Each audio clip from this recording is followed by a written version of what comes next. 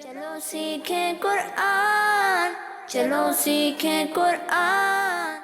अस्सलामुअलैकुम वरहमतुल्लाहि वबरकातुहू। मेरा नाम मोहम्मद तलहा है और आज मैं आपको अपने सेगमेंट ज़िक्र नेमत में खुशामदीद कहता हूँ। बच्चों, तो आज हम बात करने जा रहे हैं सूरज की। कुरान पाक में कई जगह सूरज का जिक्र मौजूद है। जैसा कि आप लोग जानते हैं कि सूरज एक सितारा है जो मशरिक से निकलकर मगरिब में गुरूब हो जाता है। सूरज सोलर सिस्टम के सेंटर में मौजूद एक सितारा है जो हमें देखने के लिए रोशनी फराहम करता है। आपको तो मालूम है कि सूरज का टेम्परेचर बहुत ज्यादा होता है, जिसकी वजह से इसकी गर्माइश हमें जमीन पर भी महसूस होती है। बच्चों, सूरज इतना गर्म होता है कि इसकी अंदरूनी लेयर का टेम्परेचर तकरीबन 1 करोड़ 15 लाख तक पहुंच जाता है।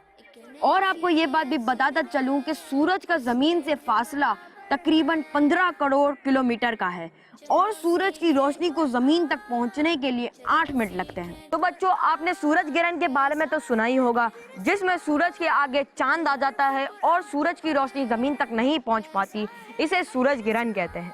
सूरज इतना बड़ा है कि तकरीबन इसमें 13 लाख जमीनें समा सकती हैं। सूरज अपनी ऑर्बिट में 220 किलोमीटर फी सेकंड की रफ्तार से घूम रहा है। सूरज की रोशनी या धूप अल्लाह ताला की मखलूक यानी हम इंसान, चरिंद परिंद, फूल पौधे सब के लिए बहुत फायदेमंद है। धूप की शक्ल में सूरज से आने वाली रोशनी जो जमीन पे तमाम जानदारों को खुराक फराहम करती है और धूप के ही सबब मुख्तलिफ मौसम बनते हैं। सूरज की रोशनी के जरिए पौधे फिजा से कार्बन डाइऑक्साइड, वाटर और रोशनी को हासिल करके ग्लूकोज और ऑक्सीजन बनाते हैं और ऑक्सीजन को फिजा में रिलीज कर देते हैं, जो कि हमारे सांस लेने के लिए बहुत ज्यादा जरूरी है। सनलाइट की खास बात यह है कि इससे हमें एनर्जी भी मिलती है और हमारा मूड भी अच्छा रहता है। इसी के साथ साथ सूरज की रोशनी दिल, दांतों, हड्डियों को मजबूत रखने में मदद करती है।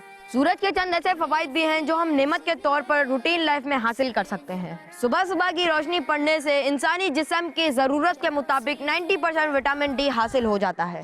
सूरज की रोशनी चलो सीखें कुरान, चलो सीखें कुरान। बच्चों का मदनी